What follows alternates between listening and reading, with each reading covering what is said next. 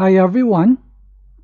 Today we're going to study independent events. What are independent events? Whenever the probability of an event E is not affected by the occurrence of another event F and vice versa, we say that the two events E and F are independent. If the events are not independent, then they are dependent. This is the formal definition of independent events. Two events E and F are independent if and only if at least one of the following two conditions is true. Number one, the conditional probability of E given F equals the probability of E. Or number two, the conditional probability of F given E equals the probability of F. Take note, two events E and F are independent if and only if the probability of E intersect F equals the probability of E times the probability of F. Let us see some examples. Example 1. Given the conditional probability of B given A equals 0.4. If A and B are independent, find the probability of B. For our solution, if A and B are independent, then by definition, the conditional probability of B given A equals the probability of B. Therefore, the probability of B equals that same value, 0.4. This is our final answer. Example 2. A coin is tossed 3 times and the events E, F, and G are defined as follows. For event E, the coin shows a head on the first toss. Event F, at least 2 heads appear.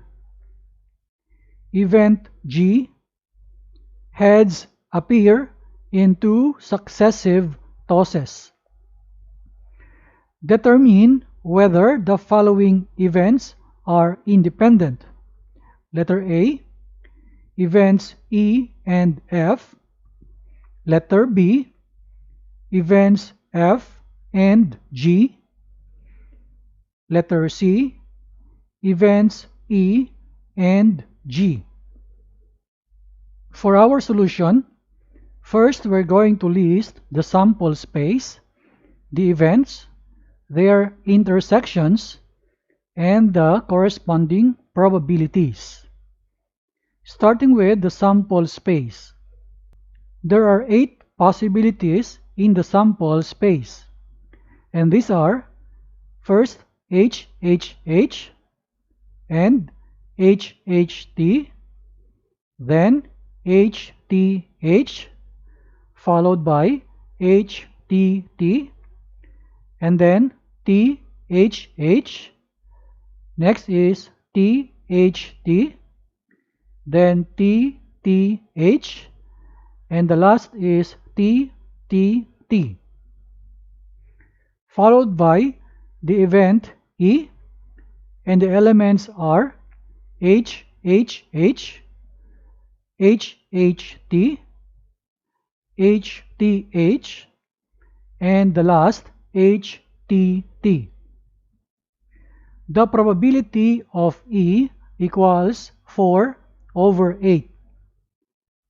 We write here 4 because there are 4 possibilities in the event E.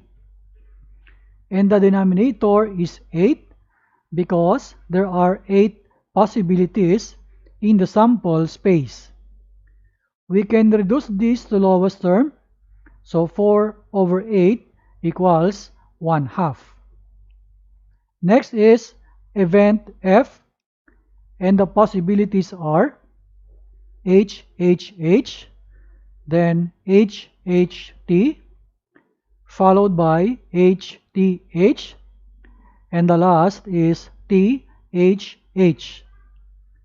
For the probability of F, this is equal to 4 over 8. In the numerator, we have 4 because there are 4 elements in our event F. Again, our denominator is the number of sample points in our sample space. So 4 over 8 is also equal to 1/2. Then the event G, and the elements are HHT and THH. For the probability of G, we have 2 over 8. We write here 2 because there are 2 elements in our event G. Number 8 is here because there are 8 elements in our sample space. The 2 over 8 is equal to 1/4. Then we will continue with our E intersect F, and we have 3 elements for that. For the probability of this E intersect F, this is equal to 3 over 8. There are 3 elements in our E intersect F, so we write here 3. And number 8 is again coming from the number of elements in the sample space. Next is the intersection F intersect G. We have 2 elements here. So the probability of F intersect G equals 2 over 8. And 2 over 8 is simplified into 1 over 4. And then the E intersect G, there is only one element, and that is the HHT. And the probability of E intersect G equals 1 over 8. Now, let us solve for letter A. So we write here, for these events E and F to be independent, we must satisfy this equation, that P of E intersect F is equal to the P of E times the P of F. Let us get the corresponding values from this side. So we will have 3 over 8 for this P of E intersect F. And we can see that this is not equal to the product of P of E times the P of F, because 1/2 times 1/2 will give us 1/4, and it is not equal to 3 over 8. Therefore, E and F are not independent. So let us write the remarks opposite letter A. Let us solve for letter B. F and G will be independent if it satisfies this equation. P of the F intersect G equals P of F times the P of G. Again, let us get the corresponding probabilities from these values. So we have the P of F intersect G is 1/4, and this is not equal to the P of F, and that is 1/2 times the P of G is 1/4. So when we get this product, it will have the 1/8, which is not equal to 1/4.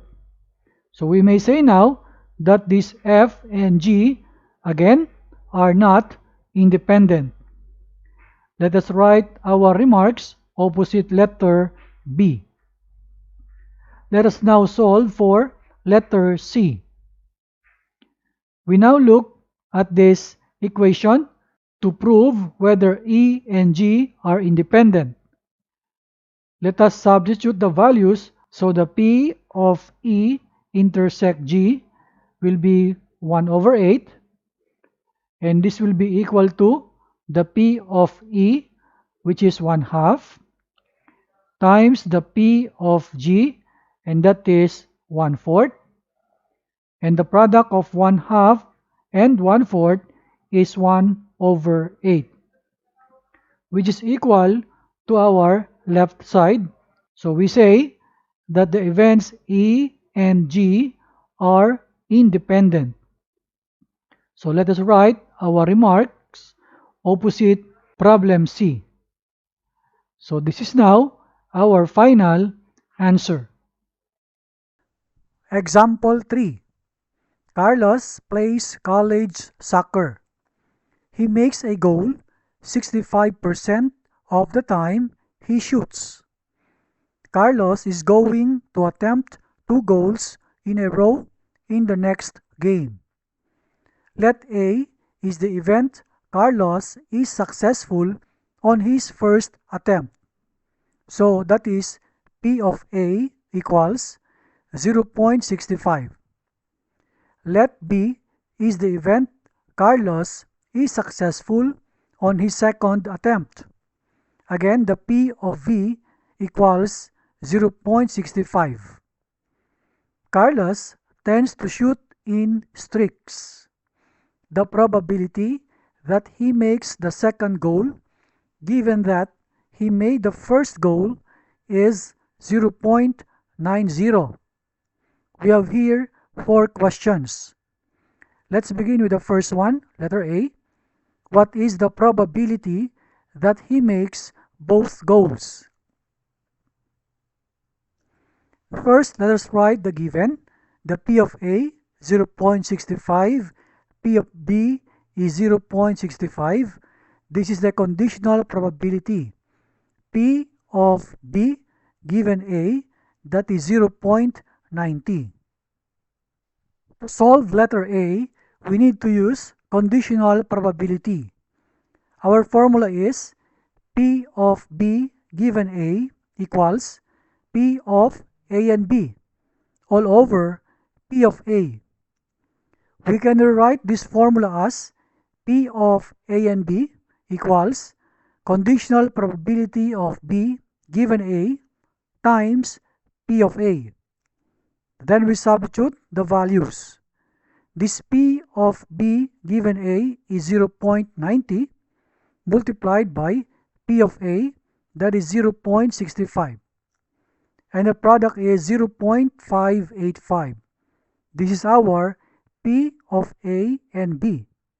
Let's copy this answer below A. Then we go to problem B. What is the probability that Carlos makes either the first goal or the second goal? For this problem, we will use addition rule.